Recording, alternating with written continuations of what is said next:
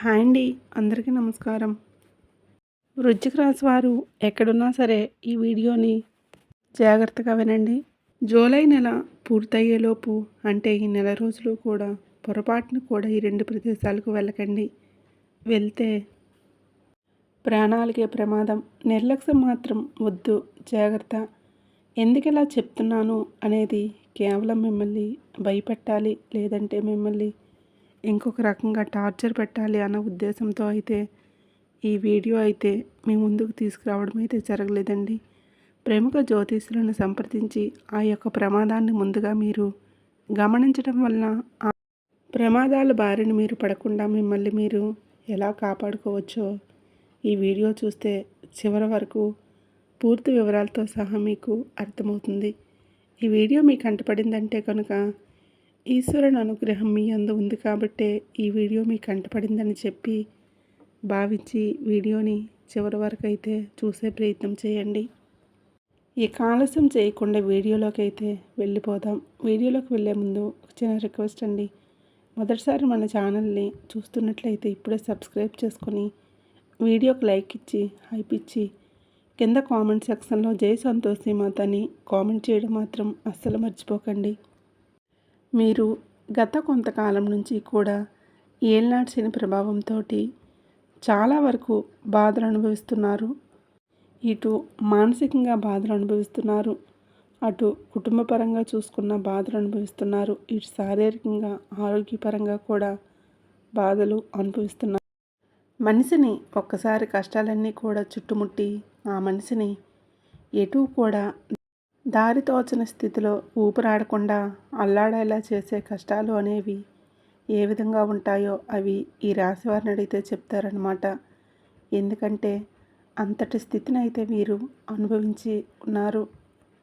కాబట్టి ఏది ఏమైనప్పటికీ కూడాను ఇటు ధైర్యాన్ని అలాగే అటు భయాన్ని అన్నింటినీ కూడా కూడగట్టుకుని జీవితంలో అలా ముందుకు వెళ్ళిపోతూ ఉంటారనమాట.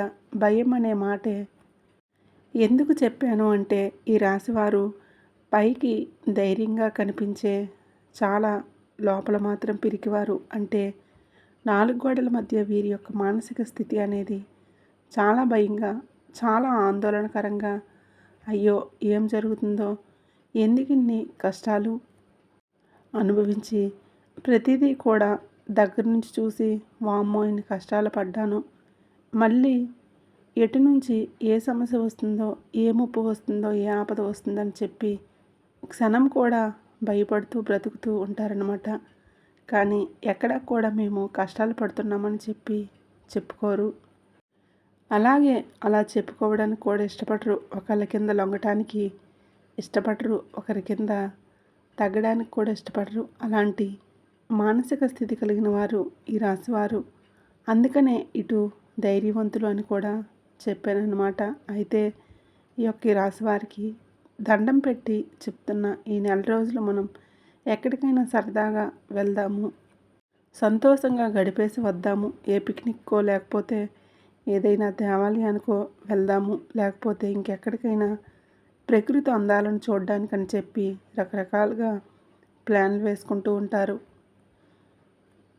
ఇలా ప్లాన్లు వేసుకుంటే ఈ జూలై నెల వరకు అంటే నెల పూర్తిగా గడిచిపోయేంత వరకు దయచేసి ఎక్కడికి కూడా వెళ్ళకండి. ఎందుకంటే మీకు ఏదైనా కానీ అంటే టూరిజం ప్రదేశాలకు వెళ్ళడం, లేదంటే దేవాలయాలు చూడడానికి ఇష్టపడుతూ ఉండడం, పిల్లలతో సరదాగా టైంని గడపడం, సెలవులని చక్కగా ఎంజాయ్ చేయడం, చుట్టాలతో బంధువులతోటి గడపడం, ప్రయాణాలు చేయడం, ఇటువంటివన్నీ కూడా ఈ రాశి వారికి చాలా ఇష్టం. దానికోసమని చెప్పి ఇటు ఎండలైనా లెక్క చేయరు, లేదంటే ఇటు డబ్బు కూడా అయ్యో ఖర్చు అయిపోతుందని కూడా అనుకోరు. ఏదైనా మనసులో ఫిక్స్ అయిపోతే వెళ్దాము అని చెప్పి ఇంకా వెనక ముందు ఆలోచించకుండా వెళ్ళిపోతారు. ఎందుకంటే ఇప్పుడు ఎంజాయ్ చేయకపోతే ఇంకెప్పుడు చేస్తాము అని. డబ్బులు పోతే మళ్ళీ పోయిన వయసు మనకి మళ్ళీ వస్తుందా? సరదాగా గడుపుతాము, పిల్లలతో చక్కగా గడుపుతాము. మనకి ఎటు చిన్న చిన్న కోరికలు అనేవి తీరలేదు కదా. పిల్లల్ని ఎందుకు ఇప్పటి నుంచే బాధ పెట్టడం, వాళ్ళ యొక్క చిన్న చిన్న కోరికలు, చిన్న చిన్న సరదాలు మనం కాకపోతే తల్లిదండ్రులుగా ఇంకెవరు తీరుస్తారు? ఇలా రకరకాల ప్రశ్నలన్నీ మీ మైండ్లో వారికి వారే వేసుకుంటారు. వారికి వారే సమాధానం చెప్పుకుంటారు. చెయ్యాలనుకున్నదైతే చేస్తారనమాట. ఇలా చేయడం తప్పు కాదు. ఎక్కడికైనా వెళ్ళడం కూడా తప్పు కాదు.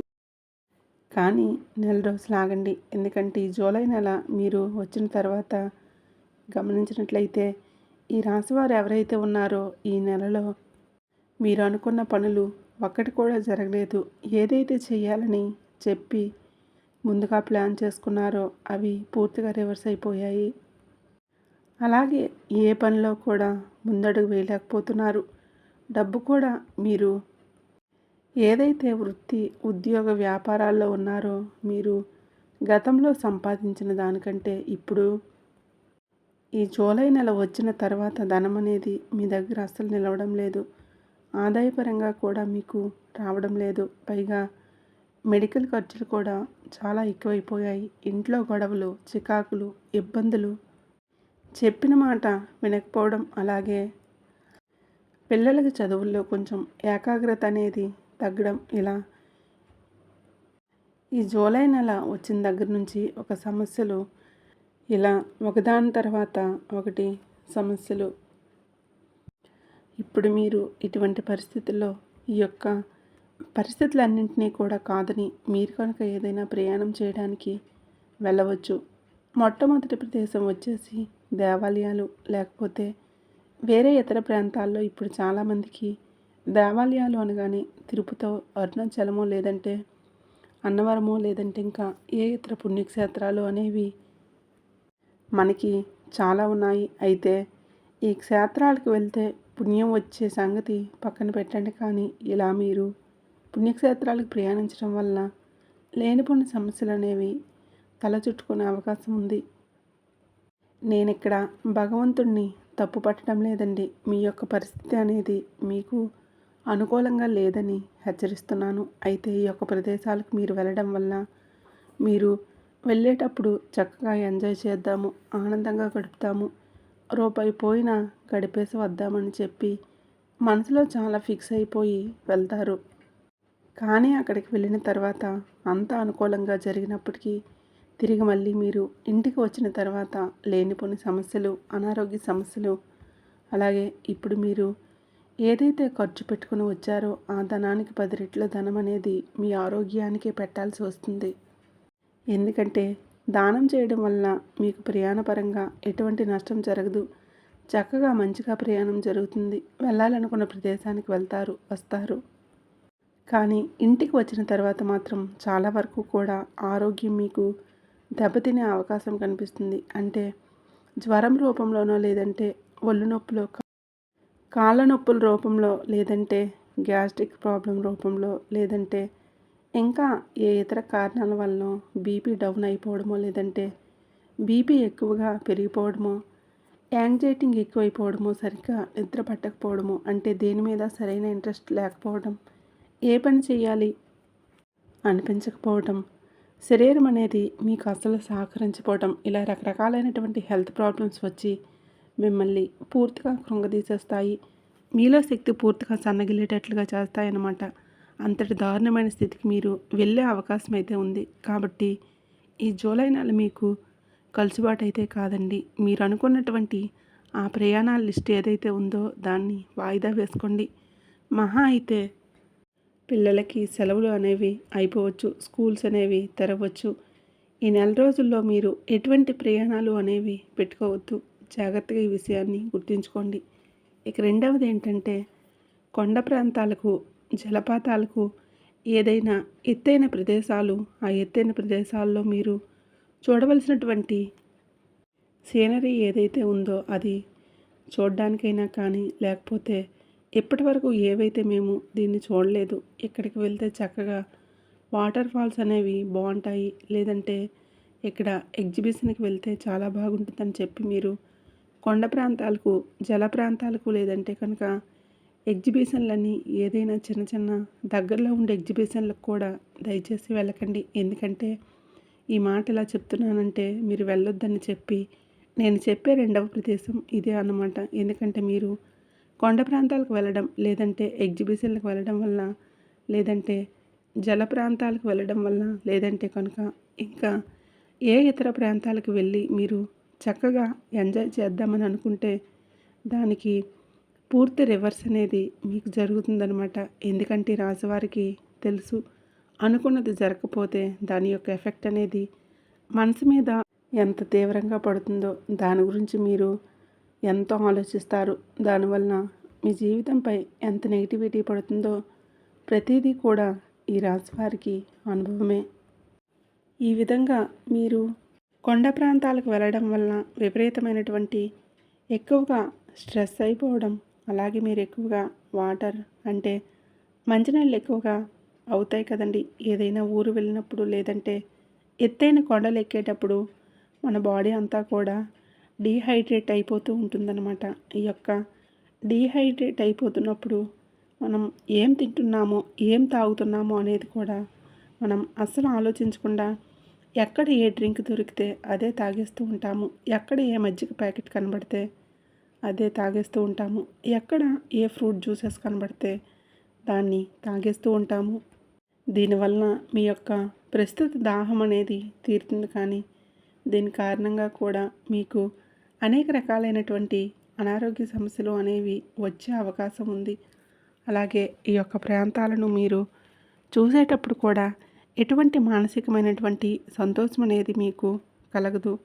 దీని కారణంగా మీకు ఆయాసం, నీరసం, తిన్న అన్నం ఏదైతే ఉందో అది అరుగుదల లేకపోవడం, ప్రయాణంలో పిల్లలకి ఇబ్బందులు కలుగుతూ ఉండడం, పిల్లలకి అనారోగ్య సమస్యలు అంటే జ్వరమనో, వాంతులను, తలనొప్పనో, మోషన్స్ అనో ఇలా పిల్లల పరంగా కూడా చికాకులు రావటం, అసలు ఎందుకు వెళ్ళామని చెప్పి మీరు ఇంటికి వచ్చిన తర్వాత ఖచ్చితంగా తల బాదుకునే అవకాశం అనేది మీకు రాకూడదు అని చెప్పి ముందుగానే నేను హెచ్చరించి చెప్తున్నాను.